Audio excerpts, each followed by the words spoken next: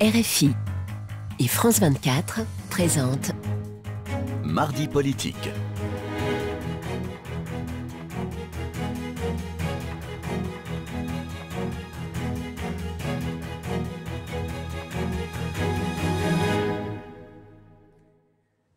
Bonsoir, c'est l'heure de Mardi politique sur France 24 et RFI. Bonsoir Frédéric Rivière. Bonsoir Rosine, bonsoir à tous. Et ensemble, nous recevons Philippe Juvin. Bonsoir. Bonsoir. Vous êtes maire Les Républicains de la Garenne-Colombes. Vous êtes chef du service des urgences à l'hôpital Georges Pompidou à Paris. Et vous êtes candidat à la présidentielle. Donc merci d'avoir accepté notre invitation.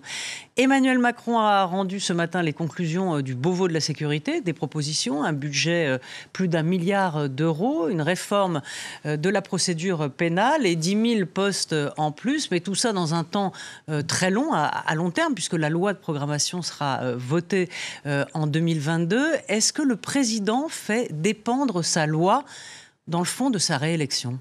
Ce qui est certain, c'est que depuis... Ce qui est plutôt malin. C'est que depuis 3 semaines, il y a beaucoup de promesses qui sont faites. On était à Marseille il y a quelques jours, où il a déjà fait beaucoup de promesses sur des tas de choses. Bon, aujourd'hui, c'est la sécurité. Peut-être demain, enfin, l'hôpital. On attend beaucoup pour l'hôpital. Moi, vous savez, je suis comme saint Thomas, je crois les choses quand je les vois, et je verrai, et je croirai quand je verrai la réalisation de ces promesses. Oui, mais vous pouvez considérer que c'est une campagne électorale, oui. Oui, c'est le timing, oui. Voilà, n'a échappé à personne. Personne n'est naïf. Il y a des annonces qui sont faites, quelques mois avant l'élection campagne présidentielle. Et ce qui n'a pas été fait depuis 4 ans, brutalement, on nous le promet au centuple dans les mois qui viennent. C'est formidable. Est-ce que c'est parce que le président de la République a conscience ou suppose que les questions de sécurité vont être très prégnantes dans cette campagne présidentielle ? Il faut lui demander. Ce qui est certain, c'est que les questions de sécurité vont être extrêmement importantes, puisqu'on voit que la sécurité a gagné. On voit que depuis 2018, il n'y a pas un seul samedi en France où il n'y ait pas de la casse massive avec des troubles à l'ordre public. Donc oui, la question de sécurité est importante. Moi, j'aurais préféré qu'il utilise le mandat qu'il avait, avec tous les pouvoirs, l'Assemblée nationale, l'exécutif, pour résoudre ces questions. Il nous dit qu'il va les résoudre dans les mois et les années qui viennent. Bon, écoutez, moi j'écoute et j'entends ce qu'il dit, mais doit-on le croire ? Alors, plein de mesures ont été annoncées par le président de la République. Oui, elles sont nombreuses, parmi lesquelles la création d'une instance parlementaire de contrôle des forces de l'ordre. Xavier Bertrand, qui est candidat lui aussi à l'élection présidentielle, il voit, je le cite, une nouvelle marque de défiance du président de la République à l'égard des forces de l'ordre. Est-ce que vous pensez comme Xavier Bertrand ? Je ne sais pas. Je ne sais pas ce que va être ce nouveau comité Théodule. C'est très français, ça fait des années, ça ne date pas d'Emmanuel Macron. Quand quelque chose ne va pas, on crée une commission, un comité citoyen. On nous a fait le comité sur la vaccination, le comité sur je ne sais quoi. Mais les commissions d'enquête, par exemple, au Sénat, ce n'est pas des comités Théodules. Non, bien sûr, mais le rôle constitutionnel de l'Assemblée et du Sénat, c'est de contrôler l'action du gouvernement. Donc il me paraît normal qu'il y ait des comités parlementaires, c'est même inscrit dans la Constitution. En revanche, je ne sais pas très bien ce que signifie un comité parlementaire pour, comment dites-vous, surveiller... Contrôler le travail des forces de l'ordre. Enfin, c'est sans doute... On ne sait pas. A priori, c'est sans doute pour répondre à cette exigence qu'on entend parfois de plus de transparence, eu égard au fait qu'il y a un peu d'entre-soi, c'est ce que disent certains, avec l'IGPN. L'IPPN sert des policiers qui contrôlent des policiers, des gendarmes qui contrôlent des gendarmes. S'il s'agit de contrôler l'action du gouvernement, du gouvernement en matière de sécurité publique, c'est une bonne chose. Mais c'est le rôle, de toute façon, de l'Assemblée et du Sénat de contrôler l'action du gouvernement en matière de contrôle de l'ordre public. C'est beaucoup de communication, mais en réalité, c'est déjà dans la Constitution. Alors, on va parler des primaires à droite ou pas primaires. On n'y comprend plus grand-chose. Vous êtes combien sur la ligne de départ aux Républicains, chez les Républicains? Parce que Valérie Pécresse, elle n'est pas comptabilisée puisqu'elle a quitté les Républicains. Également Xavier Bertrand. Donc, il y a vous, Michel Barnier et Éric Ciotti. Absolument. On a bien compté. Vous avez bien compté. Vous savez parfaitement compter. Voilà. Parfait, jusqu'à 3. Ouais. C'est bien, c'est parfait. Mais alors, du coup, comment vous allez... est-ce qu'il va y avoir un départage? Est-ce qu'il va y avoir une primaire? Comment ça va se passer? Parce que pour l'instant, c'est le brouillard total. Alors non, ce n'est pas le brouillard. Le 25, en tout cas, peut-être pour vous, mais pour le 25 septembre prochain, nous demanderons aux adhérents des Républicains de décider quel sera le mode de départage de tous ces candidats.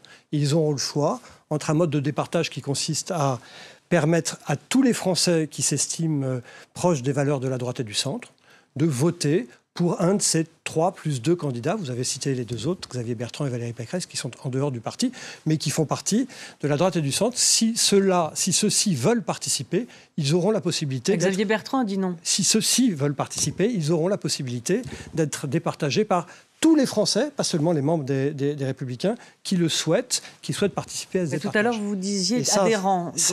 Adhérents et sympathisants. Ça, c'est la première hypothèse. Il y a une deuxième hypothèse, on ne fait voter que les adhérents des Républicains et des partis alliés. Et quel choix fait-on de la procédure? Eh bien, ce choix sera fait à l'occasion d'un vote qui aura lieu le 25 prochain. Un peu compliqué, mais bon. Ouais, mais il y a une troisième hypothèse là, que vous n'évoquez pas, c'est qu'il n'y ait pas de primaire du tout. Non, parce que le 25... C'est apparemment ce que souhaite le président des Républicains. Non. Le 25, de toute façon, vous comprenez bien qu'il faut que nous ayons un mode de départage. Oui, mais on peut décider qu'une primaire aura lieu et puis finalement ne pas la faire. Il faut qu'il y ait un mode de départage. Non, c'est dans les statuts, ça aura lieu. Maintenant, la question, c'est de savoir la forme que ça a. Soit on fait voter seulement les adhérents, soit on fait voter tous les adhérents et sympathisants, tous ceux qui se disent de la droite. Primaire ouverte, primaire fermée. Voilà. Comment vous comprenez les propos de Xavier Bertrand lorsqu'il dit qu'il n'y aura qu'une seule candidature à droite en 2022, qu'il en est sûr, mais qu'il dit en même temps qu'il ne participera en aucun cas à une primaire? Est-ce que ça veut dire qu'il est convaincu que tout le monde va se ranger derrière lui? Non, je pense qu'il dit ce qui est sage, à savoir que si la droite et le centre ont 2 candidats au premier tour de l'élection présidentielle, la droite et le centre a perdu l'élection présidentielle. Donc de toute façon, il faudra que nous nous retrouvions in fine avec un seul candidat. Sera celui qui aura été désigné par la primaire ou un autre, Xavier Bertrand en l'occurrence, s'il ne fait pas partie de cette compétition. On verra. En tout cas, moi je plaide pour une chose très simple. Début de l'année, on fait le point, on regarde où en sont les différents candidats, mais on n'en garde qu'un, celui qui est le plus sûr de gagner. Mais est-ce que Xavier Bertrand peut continuer à faire bande à part? Ça, il faut lui demander. Je ne sais pas, est-ce que politiquement c'est jouable? Moi, je lui ai demandé, je lui ai dit, je le connais bien, on s'entend bien, je lui ai dit qu'il avait intérêt à venir dans le débat de la primaire. Parce que la primaire, c'est quoi? C'est certes désigner un champion, mais c'est aussi mettre sur la table des idées, un programme. Et donc, je crois que c'est une chance démocratique formidable. Donc... l'affaire n'est pas faite, il peut encore changer d'avis, et moi je souhaite qu'il change d'avis et qu'il vienne nous rejoindre dans cette compétition. Oui, alors vous disiez il y a un instant, on verra, au final il y aura peut-être le candidat des primaires et peut-être Xavier Bertrand à côté. Est-ce que ça veut dire qu'on pourrait se retrouver dans un scénario dans lequel les Républicains choisiraient leur candidat via une primaire, ouverte ou fermée, peu importe, choisiraient leur candidat, Xavier Bertrand ferait son cavalier seul, mais le voyant caracoler en tête dans les sondages, finalement, les Républicains diraient bon, on ne soutient plus le candidat que nous avons nous-mêmes choisi, mais on soutient Xavier Bertrand. En tout cas, moi, c'est la thèse. Mais ça, c'est un scénario possible? C'est la thèse que je défends. La thèse que je défends est très simple. Vous savez, moi, je ne me fais pas de nœud au cerveau. Est-il logique que les Républicains aient un candidat? Oui. Nous gagnons des élections, nous sommes locales, nous sommes un grand parti de gouvernement. Il est logique que nous ayons notre candidat. Qu'est-ce qui se passe s'il y a 2 candidats, le nôtre et un autre? Au premier tour, on perd. Donc, troisièmement, je pense que de toute façon, il faudra arriver à un accord politique avec Xavier Bertrand ou avec toute personne qui ne participe pas à la primaire si on veut gagner l'élection. C'est la logique. Donc ça veut dire que s'il ne participe pas, c'est ce que la question de Frédéric, les candidats LR investis ou celui qui aura gagné se retirera en faveur de mieux placer. C'est ce que je souhaite. Je souhaite que la sagesse finalement triomphe et qu'au premier tour, nous n'ayons qu'un candidat. Voilà. Vous interrogez Philippe Juvin, je vous donne la réponse de Philippe Juvin. Et en l'occurrence, on interroge un candidat. Oui. Parce qu'on parle comme si vous n'étiez pas candidat. Exactement. Tout à l'heure, on parle des autres. Mais alors vous, qu'est-ce que vous voulez y faire dans cette campagne? Je vous ai expliqué les choses. Est-ce que c'est une candidature de témoignage ou est-ce que c'est... Vous avez entendu cette expression ces derniers jours. Candidature de témoignage ou vous vous y engagez pour gagner? C'est assez extraordinaire quand même. En fait, si je comprends bien, toute personne qui n'a pas été ministre il y a 15 ans ne peut pas être candidat 15 ans plus tard. Vous avez vu l'état du pays, vous avez vu la participation aux élections, plus personne ne va voter. Donc moi, je crois qu'il faut qu'on se pose les vraies questions. Je pense qu'il faut changer les parcours des candidats. Moi, j'ai un parcours qui n'est pas le parcours des autres, c'est vrai. Je n'ai pas été ministre il y a 15 ans. Je suis médecin, je suis élu local depuis 20 ans, je gère correctement une mairie, je suis même réélu chaque fois de mieux en mieux. J'ai été député européen durant 10 ans, j'ai cette expérience internationale.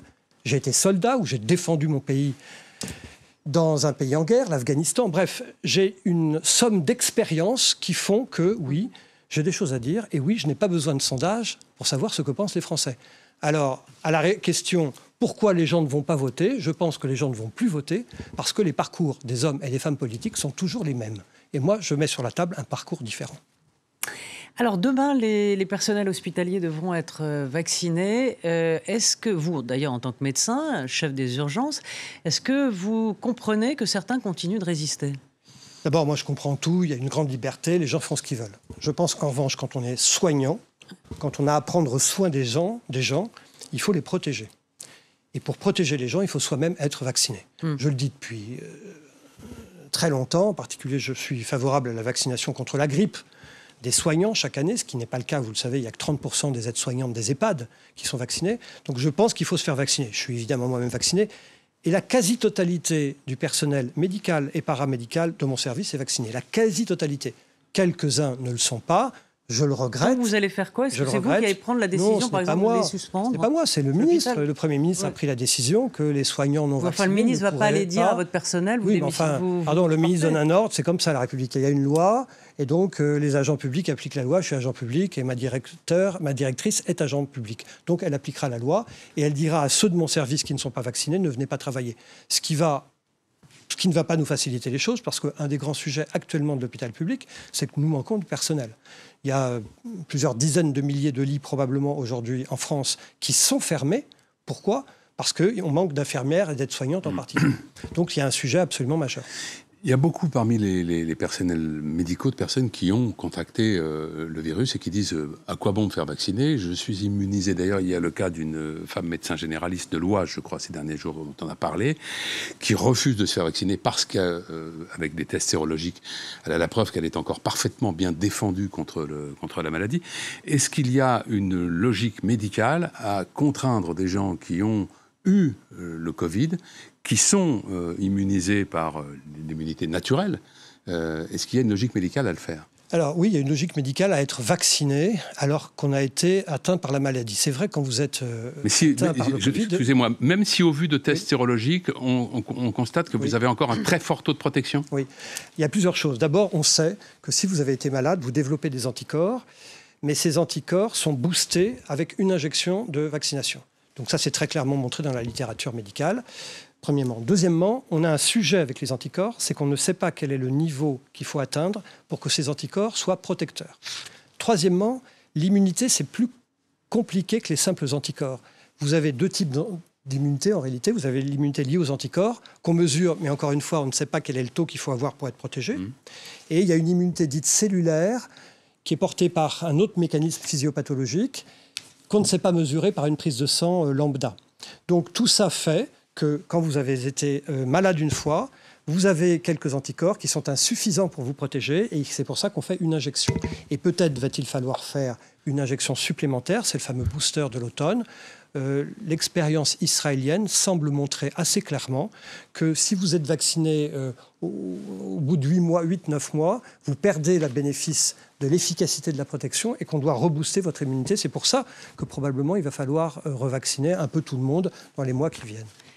Il a été constaté que plus on descend dans les catégories sociales, notamment à l'hôpital, plus la résistance est forte. Est-ce que vous le remarquez ? Et deuxièmement, comment vous l'expliquez, si c'est juste ? C'est vrai dans toute la société.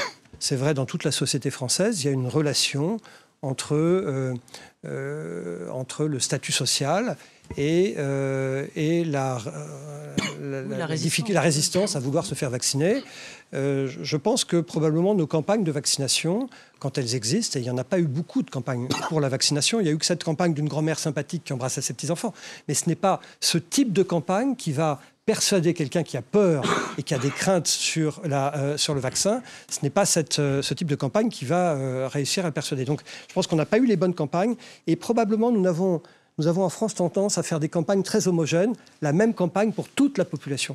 C'est assez intéressant de voir ce que font nos collègues américains qui ont plusieurs types de campagnes, qui ciblent des populations qui ont des niveaux d'exigence, de compréhension différentes. Il y a un sujet majeur sur les campagnes que l'on utilise en France, qui sont probablement inadaptées à une population très hétérogène. Dans le quotidien Le Monde, Philippe Juvin, hier, vous avez proposé une stratégie globale pour tenter de sortir de ce que vous appelez la crise sanitaire permanente.